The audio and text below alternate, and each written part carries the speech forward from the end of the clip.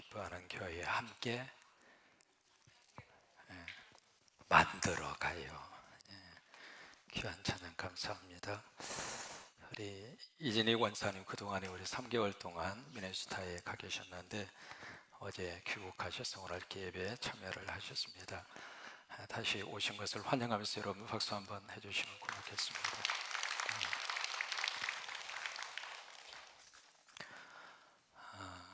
우리 이제 성경 66권 가운데 특별히 구약에서 레위기에 대한 이 말씀은 별로 이렇게 익숙하지가 않습니다. 예를 들면 우리가 창세기 하면 금방 머릿속에 와닿잖아요. 재미있기도 하고요. 또 시편을 읽으면 이렇게 시 속에서 느껴오는 감정적인 풍성한 어떤 감성의 축복을 시편을 통해서 우리가 얻을 수 있어서 시편도 굉장히 익숙하고요. 또 잠언 같은 경우에 있어서는 실질적인 삶의 교훈을 담겨주고 있으니까 잠언을 읽으면서도 우리 삶 속에 너무 깊은 교훈이 우리에게 주기도 하고요. 그런데 이 레위기라고 하는 이 말씀은 별로 이렇게 가슴속에 와닿지가 않습니다. 그런데 여러분, 레위기 전체가 27장 밖에 되지 않는 짧은 성경입니다만은 신약 성경 속에 레위기서의 말씀이 40번 인용이 됩니다. 무슨 얘기냐면 신약 성경 속의 레위기의 말씀이 그만큼 인용이 됐다는 이야기는 중요할까요? 중요하지 않을까요? 중요합니다. 특별히 예수님 마태복음 19장에 보시면은 사랑에 대한 말씀을 하시면서 바로 레위기 18장의 말씀을 그대로 갖다 인용을 하십니다. 이제 그만큼 이 레위기라고 하는 성경이 신약 성경 속에 굉장히 비중 있게 차지하고 있는 구약 성경 모세의 5경 가운데 하나입니다. 어느 정도 되면 유태인은 아이가 5살이 되면 가장 먼저 익히는 성경이 레위기입니다. 벌써 이제 글을 눈에 띄기 시작을 하잖아요. 그러면 가장 먼저 그 아이들에게 읽히는 성경이 창세기가 아닙니다. 우리가 생각했을 때는 순서에 따라서 창세기, 출애굽기 그렇게 읽힐 것 같은데 안 그래요. 이 유태인들은 아이들에게 가장 먼저 읽히는 성경이 레위기 성경입니다. 이유가 있습니다. 왜 그러냐면 그 레위기의 말씀을 유태인들은 지금도 그대로 삶 속에서 실천하고 삽니다. 그 중에 이제 하나가 바로 뭐냐면 정결 음식이에요. 코쇼라고 하는 정결 음식, 그 정결 음식의 근거가 레위기서에 있습니다. 그래서 지금도 이제 그 사람들은 코쇼라고 하는 유대인 랍비 사회에서 인정한 도장을 지키지 않는 음식은 안 먹습니다. 이제 그 생활 속에 깊이 영향을 미치고 있는 음식 문화의 근거가 레위기입니다. 지금도 이제 그 사람들은 레위기서의 말씀을 가지고 그대로 삶 속에서 적용을 하고 지금 살고 있고요. 또한 이제 피해에 대한 문제나 어떤 생명 존중에 대한 문제의 근거도 레위기서에서 그들이 가지고 있습니다. 또 하나 세 번째로 중요한 것은 지금 유대인들이 가장 중요하게 생각하는 페스티벌 축제로 지키고 있는 절기가 있잖아요. 그 모든 절기가 어디서 나왔는가? 레위기서에서 나왔습니다. 지금도 이제 그들이 지키고 있는 절기의 근거가 레위기예요. 그래서 결국 이 레위기를 통해서 그들은 수없이 흩어진 많은 디아스포라에 전 세계로 흩어져서 살았잖아요. 1, 2년이 아니라 2000년 이상을. 그렇게 살면서도 유대인들이 다른 문화 속에 동화되지 않고 유대인의 어떤 신앙의 뿌리와 순수성을 지키게 된 가장 중요한 근거의 말씀이 레위기입니다. 그래서 이제 아이들이 가장 먼저 글자에 대한 눈이 띄어지면 레위기서를 그때부터 아이들에게 집중적으로 레위기를 가르칩니다. 여러분, 이 레위기라고 하는 성경 크게 내용을 둘로 그렇게 구별을 할 수가 있습니다. 첫째로 1장에서 7장까지 첫 번째 파트를 나눌 수가 있겠고요. 1장에서 7장까지는 무슨 내용을 다루고 있는가? 제사를 다루고 있습니다. 제사를 요즘 우리식으로 말하면 뭐라고 표현할 수 있느냐면 뭐라고 표현할 수 있을 것 같아요? 예배입니다. 그 예배 문제를 다루고 있습니다. 그러니까 전반부에는 그 예배에 대한 문제거든요. 지금 우리식으로 말하면 예배 모범 규례서입니다. 예배는 이렇게 드려라. 그래서 예배에 대한 종류, 예배에 대한 방법, 그리고 예배를 드릴 때는 어떻게 예배의 절차를 따라서 예배를 드릴 것인가. 이제 그 부분이 전반부 1장에서 7장까지 그 내용이 바로 이 문제를 다루고 있고, 그리고 이제 8장부터 마지막 27장까지는 바로 이 예배를 드리고 나서 구체적으로 우리 삶에서 어떻게 살 것인가, 그 문제예요. 이 두 가지 문제를 다루고 있는 것이 레위기서입니다. 그러면 여기 이제 제사와 예배를 통해서 우리가 무엇을 받는가? 보통 우리가 예배 드리고 나면 우리가 뭘 받는다고 그러죠? 은혜를 받는다. 오늘도 우리 귀한 찬양 은혜가 되죠. 가사도 은혜가 되고, 목소리도 꾀꼬리처럼 은혜가 되고, 우리 언니들의 얼굴의 표정이 얼마나 화사하고 예쁜지, 대한민국에서 가장 멋쟁이들만 우리 언니들 모이셔가지고 이 자리에 앉아야 계속 이 하나님의 복의 축복을 받습니다. 빈자리가 있으니까 오셔서 꼭 앉으셔요. 이 자리에 뭐냐면 우리 찬양을 통해서 우리가 뭘 받는가, 결국 이 제사와 예배를 통해서 하나님이 우리에게 주시는 것을 우리는 어떻게 표현하냐면 은혜를 받았다, 그렇게 표현합니다.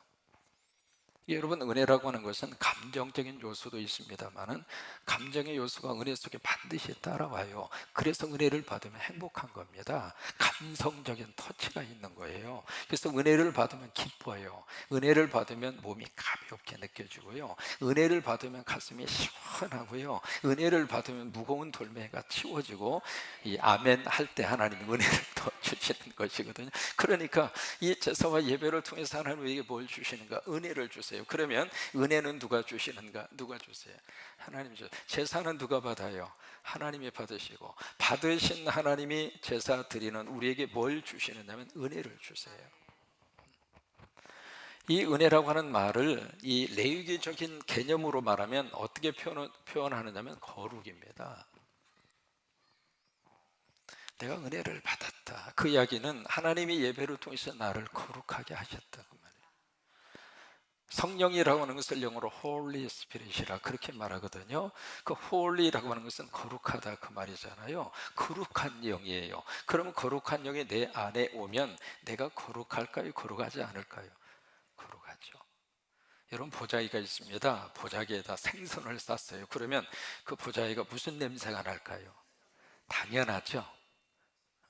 나는 거룩하지 않는데, 나는 거룩할 수 있는 자격이 아무것도 없는데 마치 보자기와 같다, 그 말이에요. 그런데 내 안에 성령이 들어오셨어요. 성령이 내 보자기 안에 함께 들어오신 거예요. 성령이 내 안에 들어오신 거예요. 그러면 성령은 거룩한 영이기 때문에 그 거룩한 영 때문에 내가 어떻게 돼요? 거룩하게 되는 거예요. 그러니까 제사와 예배를 통해서 하나님이 우리에게 뭘 주시는가? 은혜를 주시고, 그 은혜는 구체적으로 우리에게 뭘 허락하시는가? 거룩을 주세요. 근데 이 거룩이 내 안에 들어와서 그것이 능력이 되는 거예요. 그래서 나에게 충만한 은혜가 임했다는 이야기는 내 안에 거룩의 영성이 충만하다, 그 말이에요. 예배드리기 전에는 거룩의 개념이 내 속에서 희미했어요. 먹고 살다 보니까, 분주하게 생활하다 보니까, 일하다 보니까 그러고 생각할 겨를이 없었잖아요. 근데 그런 속에서 이렇게 살다가 제사를 드리거든요. 예배를 드리면서 그때 그리고 우리가 기도하고 찬양하면서 하나님의 영이 내 안에 들어와서 나를 거룩하게 해주시는 거예요. 그래서 지금 예배 시간에 하나님이 내 안에 거룩의 영을 부어주시는 거예요. 그것을 우리는 은혜 받았다, 그렇게 말하는 거예요.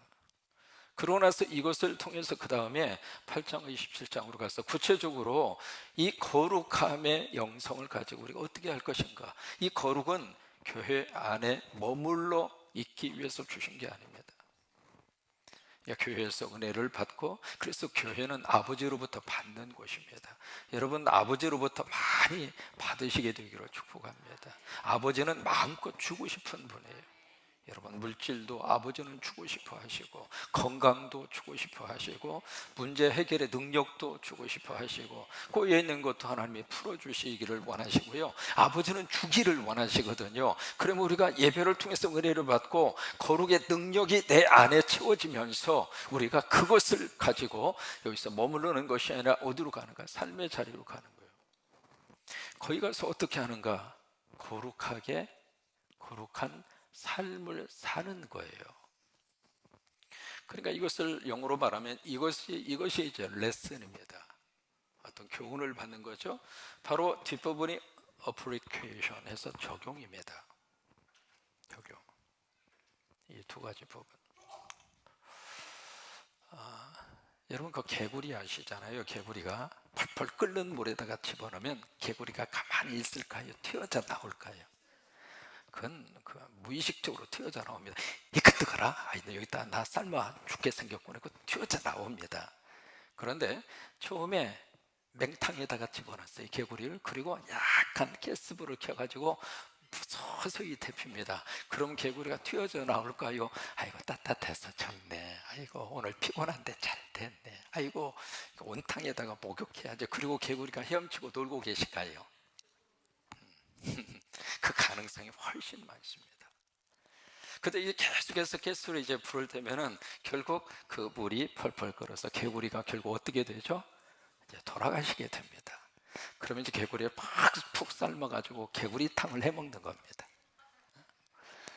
여러분 그것을 뭐라고 이야기하느냐면 체감 온도의 속임수라고 그래요. 체감 온도. 내가 느끼는 온도 있잖아요. 느끼는 온도를 속이는 거라 이 말이에요. 처음부터 뜨거우면은 체감 온도가 갑자기 푹 올라가잖아요. 올라가니까 개구리 입장으로서는 뛰쳐나가야지 그 판단이 서는 거예요. 그런데 이게 처음부터 뜨겁지 않으니까 찬물 속에 들어가서 놀다가 서서히 데펴져서 죽는 줄도 모르고 스스로가 거기서 착각하고 있다 이 말이에요. 그런 것처럼 우리가 하나님으로부터 은혜를 받잖아요. 하나님으로부터 거룩의 영성을 하나님으로부터 받는데 그것을 가지고 우리 삶의 자리에 가서 거룩한 삶의 역사가 나타나야 되는데 이 세상은 거룩하지 않아요. 그러다 보니까 이 거룩의 영성을 가지고 들어가서 처음부터 우리가 세상은 완전히 하나님의 눈으로 봤을 때 거룩하지 않다라고 하는 것이 딱 보여지면 개구리처럼 그 반응을 보이는데 우리가 이 세상 삶의 스타일에 너무 익숙해져 있는 거예요. 그러니까 마치 체감 온도의 속임수처럼 우리 안에 거룩함의 속임수에 우리 스스로가 노출되어져 있다 이 말이에요. 그래서 우리가 예배를 통해서 다시 늘 이 자리로 돌아오는 거예요. 은혜의 자리로 오고 거룩의 자리로 오고 그래서 여기서 다시 한번 거룩의 능력을 받고 거룩의 에너지를 받고 거룩의 충전을 받고 마치 여러분 운전하시다가 기름이 떨어지면 주유소에 가서 다시 기름 넣으시잖아요. 그죠? 기름 넣고 나면 또 다시 운행할 수 있는 것처럼 마치 이 예배 시간을 통해서 바로 1장과 7장이 그런 역사가 나타나는 그런 현상과 똑같은 거예요. 그래서 바로 이것을 통해서 거룩으로 다시 채워지고 그 거룩의 영성을 가지고 세상으로 가고 삶의 자리로 가서 거룩의 삶을 사는 것. 그러니까 이 단계가 없으면 이 단계는 기대하기가 어렵습니다. 오늘 말씀은 그런 의미에서 18장에서 아주 구체적인 말씀으로 이게 허락을 하시고 있습니다. 1절을 보시면 지금 여호와께서 모세에게 말씀하여 이르시되, 특별히 성경에서 여호와께서라고 하는 말씀이 가장 먼저 나왔을 때 영어로는 The Lord said to Moses, The Lord라고 하는 말, 여호와, 주님, 그것이 가장 먼저 나왔을 때에는 그 말씀의 강조점을 다시 한번 강조하는 거예요. 그래서 여기서도 18장을 들어가면서 하나님이 모세에게 말씀하여 이르시되, 뭐라고 말씀하시는가? 너는 이스라엘 자손에게 말하여 이르라. 그러니까 지금 모세가 지금 하고 있는 말이지만 모세의 말이 아니라 지금 누구 말씀이라는 것을 강조하고 있죠? 하나님 말씀이라고 하는 거예요.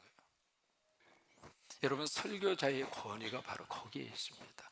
설교자의 권위는 설교자 자신에게 있지 않습니다. 설교자가 전하는 하나님의 말씀 속에 설교자의 권위가 있는 거예요. 그러니까 같은 말을 들으면서도 그 설교자의 권위 속에서 하나님의 말씀을 들으면 설교자로 통해서 주시는 하나님의 말씀으로 내 속에 다가오는 거고, 그렇지 않으면 그냥 설교자의 말로만 내 안에 다가오는 거예요.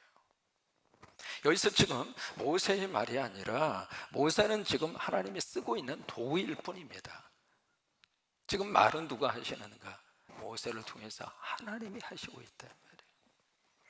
그러면서 거기서 2절의 말씀에 딱 거기서 말씀을 하십니다. 2절에 너는 이스라엘 자손에게 말하여 이르라. 그러면서 하시는 말씀이 나는 여호와 너희의 누구라고요? 여기 이 부분이 레위기에서만 보더라도 50번 나옵니다. 이 구절이.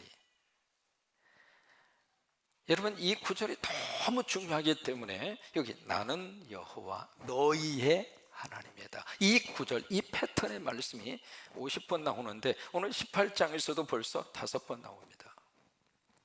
같은 이 말씀이. 여기는 두 가지 의미가 있어요. 첫째로 나는 여호와 너희 하나님이라. 첫째 이것은 나는 여호와다. 그 말씀이 바로 뭐냐면 하나님의 주권에 대한 선포입니다. 하나님의 주권의 선포라고 하는 것은 보세요, 하나님의 주인이고 나는 하나님의 종이고, 그러면 종은 주인의 말에 순종해야 될까요? 순종하지 않아야 될까요? 그걸 전제하고 있는 겁니다. 두 번째로 너희의 하나님이다 라고 하는 말씀을 여기서 하고 있거든요. I am your God. 나는 네 하나님이다. 그 말씀 속에서 뭘 우리에게 말씀을 하시고 있느냐면 바로 하나님의 백성과의 관계입니다. 다른 하나님이 아니라 너희 하나님이다. 여러분, 이 하나님이 오늘 나의 아버지로 와 닿는 것이 나에게 있어서는 믿음의 고백입니다. 그 하나님이 나와 전혀 관계가 없는 것으로 생각했는데 그 하나님이 나의 아버지가 되시고, 그 하나님이 나를 구원하시고, 그 하나님이 나를 돌보시고, 그 하나님이 우리 자녀들의 미래를 열어주시고, 그 하나님이 내 인생의 여정을 함께 하시고. 여러분 믿으시면 아멘. 그러니까 여기에 그래서 이 패턴의 고백이 50번 반복할 정도로 너무 중요한 선포예요. 이 말씀을 주시면서 3절에 두 가지를 말씀을 하십니다. 첫째로 너희가 거주했던 애굽 땅의 풍속을 따르지 말아라. 여기 풍속이라고 하는 것을 히브리 말로 마아세라고 하는 말을 씁니다. 마아세, 이게 풍속이라고 하는 히브리 말이거든요. 그 마아세라고 하는 것은 생활의 규범을 말합니다. 근데 그 생활의 규범을 우리가 다른 말로 말하면 그것을 뭐라고 표현하는가? 컬처, 문화라고 합니다. 근데 문화인데 여기 지금 너희가 살았던 애굽, 그 땅에서 애굽에서 몇 년 살았죠? 430년. 맞아요. 이게요, 타 문화권에 가서 3개월만 살다가 와도 미공부를 조금 먹고 옵니다. 판사님 벌써 이제 미공부를 조금 잡수신 것 같아요, 제가. 그런데 이게 430년을 살았어요. 그러면 애굽의 문화 속에 쪄들었을까요? 애굽의 문화 속에 물들지 않았을까요? 물어보나 마나죠. 과거만 하더라도 조금 이렇게 나가서 살다가 보면 혀가 벌써 꼬부라져요. 안녕하세요. 430년을 그 문화에서 살았거든요. 자기 세대만 산 것이 아니라 자기 후손들의 세대까지. 그러면 그 애굽의 풍속을 따르지 말라. 애굽의 마아세, 거기에 생활 규범, 애굽이 가지고 있는 컬처, 문화, 그 문화 속에 동화되지 말라. 그러니까 그 애굽의 문화 속에 쪄들어 있는 그것을 다 하나님의 제거시키기 위해서 광야에서 몇 년간 시간이 소요됐느냐면 40년 걸린 거예요. 그걸 빼내기 위해서. 그 다음에 그수로 끝나지 않고 두 번째로 앞으로 내가 너희를 인도할 가나안, 그렇죠? 3절을 보세요. 가나안의 풍속, 그것도 너희들이 따르지 말라. 그러면 여기서 두 가지, 왜 하나님께서 이 첫째는 애굽, 그 다음에 두 번째는 가나안, 이 두 문화, 이 문화를 절대로 따르지 말라. 왜 그럴까? 이유가 있습니다. 이 애굽이나 가나안 문화가 가지고 추구하고 있었던 그들의 문화의 특성은 굉장히 성적으로 문란한 문화입니다.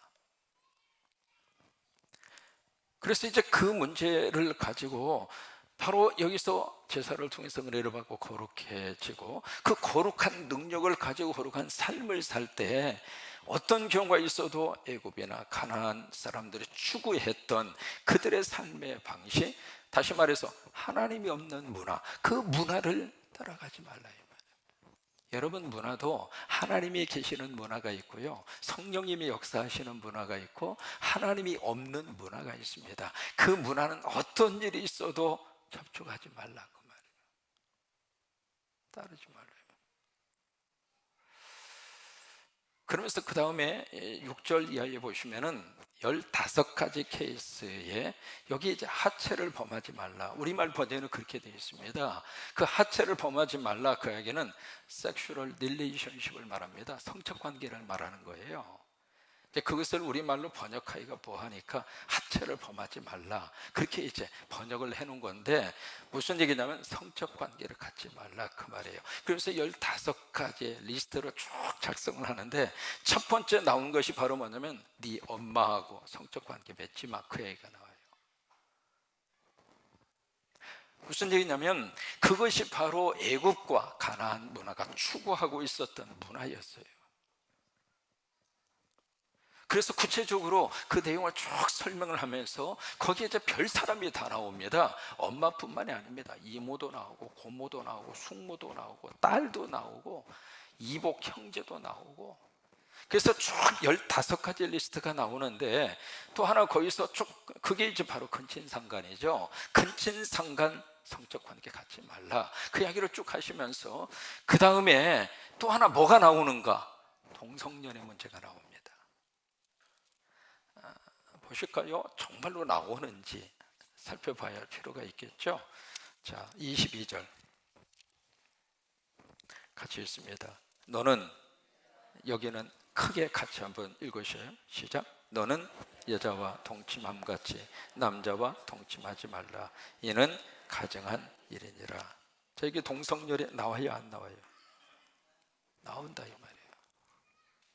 그러니까 이 동성연애 문제가 오늘 이야기가 아니라 이미 과거에 벌써 이 시대부터, 그래서 레위기서의 말씀 속에 들어가 있는 거예요. 여러분, 6월 달이 되면 한국에 무슨 축제가 이렇게 막 일어나느냐면 바로 퀴어 문화 축제, 들어보셨나요? 이름도 이상한 퀴어 문화 축제. 이게 지금 며칠간 하느냐면 벌써 시작을 했죠. 어제 시작했어요. 어제 시작을 해서 20일 동안 합니다. 그래서 6월 9일 날 끝납니다. 그래서 6월 9일 끝나는 날 바로 서울에서 퍼레이드를 합니다. 퍼레이드를 하는데 그 사람들이 입고 있는 복장, 이거 난잡하기 이를 데 없나. 그게 서울시내 한 복판에서, 모르겠습니다. 금년에 서울시청 앞에서 허락을 했는지는 모르겠습니다만은 벌써 이제 작년만 하더라도 서울시청 앞에서 그 퍼레이드를 했는데 금년에 서울시청에 속한 기독 신호위에서 이건 도대체 광장 허용할 수 있는 범위의 문화가 아니다, 이건 문화가 아니다, 그래가지고 아예 공식적으로 서울시청 안에 있는 신호위들이 들고 일어나서 이건 허락해서는 안 된다. 그게 지금 퀴어 문화 축제라고 하는 것이 2000년부터 시작을 했거든요. 금년이 20년째입니다. 처음에는 서울에서만 좀 하다가 이게 지방으로 자꾸 이렇게 번지고 있습니다. 모르겠습니다. 때가 되면 군산에서도 그걸 할지 몰라요. 이게 지금 서서히 마치 이렇게 모르는 사이에 이렇게 가랑비에 옷이 젖는 것처럼 이 동성연애 문제가 지금 우리 사회 속에 서서히 스며 들어오고 있는 거예요. 이름을 바꾸죠. 성소수자 해서 무슨 인격이라고 하는 문제로 바꾸잖아요. 근데 그 내면에는 뭐가 있느냐면 동성연애에 대한 합법화입니다. 이렇게 생각을 한번 상상을 해볼까요? 마치 여러분 장가 가야 할 아들 녀석이 어느 날 남자를 데리고 와서 저 결혼하겠습니다. 그러면 여러분 지금 가정을 하고 있습니다만 충격입니까? 아니면 장가가게 돼서 축하한다, 그 말 나올 것 같습니까?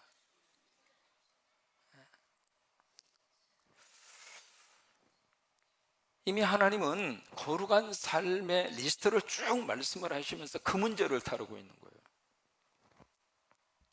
동성연애 문제. 우리가 눈을 크게 뜨고 봐야 할 문제가 있어요. 제가 기회만 있으면 우리 김관영 집사님 있는 자리에서 계속, 지난주에도 그랬어요. 기회만 있으면 동성연애 문제. 왜냐하면 지금 국회에서요, 거기에 관계된 법안들이 많이 올라와 있습니다. 그래서 그것을 법제화하려고요. 그래서 그게 국회에서 어떤 일이 있어도 통과돼서는 안 되고, 통과시켜서도 안 되고, 통과되도록 내버려 두어서도 안 되고. 그래서 저와 여러분들이 이 동성연애 문제 꼭 우리가 기억하고, 하나님 그것으로부터 우리 막아주시기를 바라고, 그래서 우리 자녀들이 그 세계 속에 절대로 노출되지 아니하도록 하나님이 지켜주시기를 바라고, 그렇게 해서 우리나라는 동성연애로부터 하나님이 보호해 주시기를 바랍니다. 그 다음에 또 하나, 무슨 성적 관계가 나오느냐면, 그 다음에 23절에 보시면 같이 한번 읽을까요? 너는 짐승과 교합하여 자기를 더럽히지 말며 여자는 짐승 앞에 서서 그것과 교접하지 말라. 이는 문란한 일이. 이 교접하지 말라, 이게 뭐냐? 섹슈얼 릴레이션십을 말하는 거예요. 성적 관계를 말하는 거예요. 이것이 바로 수간이에요. 수간. 그러니까 거룩한 삶을 살라고 말씀을 하시면서 이 애국과 가나안의 이 마하세, 이 풍수, 이것으로부터 어떤 일이 있어도 너희는 떠나라, 가까이 하지 말아라. 그러면서 쭉 말씀하시는 그 내용들이 바로 그 앞에서 열거하고 있는 15가지 그런 내용들이에요. 여러분, 우리 안에 하나님 앞에 기도하고 예배할 때마다 하나님께서 거룩의 영성을 부어주셔서 그것을 가지고 우리 가정으로 가고, 그것을 가지고 우리 삶의 자리로 가고. 여러분, 거룩은 우리 안에 있는 속성이 아닙니다. 거룩은 누구의 속성인가? 하나님의 속성입니다. 그래서 내가 거룩하니 너희도 거룩하라, 그런 거예요. Because I am holy. 내가 거룩하기 때문에 be holy, 그렇게 말씀하신 거거든요. 그러니까 하나님이 거룩의 속성은 인간에게 있지 않습니다. 사람은 거룩할 수가 없어요. 거룩의 요소가 이만큼도 우리에게는 없습니다. 왜냐하면 우리는 이미 선악과를 따먹은 이후부터 우리 안에는 죄에 대한 바이러스가 꽉 차 있는 거예요. 지금 이제 교회 안에 있는 이 데이터 작업을 지금 정리를 하면서 우리 교육자들을 통해서 이게 들어보니까, 지금까지 우리 교회는 항상 역사적 자료가 항상 이렇게 잘 정리가 돼 있어야 됩니다.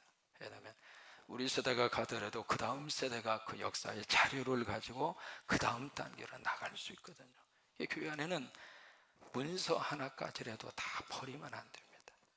그걸 데이터베이스화 해서 역사적으로 그걸 보관을 해야 되고, 그래서 이제 그 역사 자료화해서 쭉 지금 데이터로 해서 나스라고 하는 프로그램에다가 집어넣어서 데이터 작업을 지금 쭉 진행을 하고 있는데, 이제 그렇게 하면서 이렇게 보니까 벌써 이제 밖에서 이 나스라고 하는 이 프로그램에 접촉한 흔적이 나오고, 또 하나 거기에 바이러스가 4,000개 이상의 바이러스가 들어와 있네요.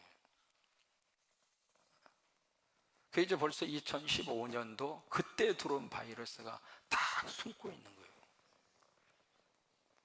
그래서 이번에 이제 그 바이러스 제거하는 작업을 지금 다 하고 있거든요. 그런 것처럼 우리 안에 이 죄라고 하는 바이러스가 이미 꽉 들어와 있어가지고 거룩할 수 있는 틈이 없어요. 그러니까 우리가 어느 때 우리가 거룩할 수 있는가? 하나님과 접촉할 때 거룩할 수 있는 거예요. 그래서 거룩은 접촉이에요. 출애굽기 30장에 보시면, 출애굽기 30장 18절에 보시면 성막에 대한 말씀을 쭉 이렇게 하세요. 하시면서 그 다음에 하시는 말씀이 그것들을 거룩하게 하느니, 그 다음이 중요합니다. 그것과, 따라서 한번 해보실래요? 그것과 접촉하는 자는 거룩하리라. 그러니까 성막의 기구를 쭉 말씀을 하시고 나서 그 성막의 기구와 접촉하는 자는 그도 거룩하리라. 그래서 예배와 이 제사를 통해서, 거룩한 하나님을 통해서 우리가 거룩의 은혜를 받고 거룩의 에너지를 받고 그 힘을 가지고 우리가 세상으로 가서, 그렇게 해서 우리 삶의 자리가 또 다른 거룩한 하나님의 축복의 자리가 이루어지도록, 그런 역사가 함께 하시게 되기를 주의 이름으로 축원합니다.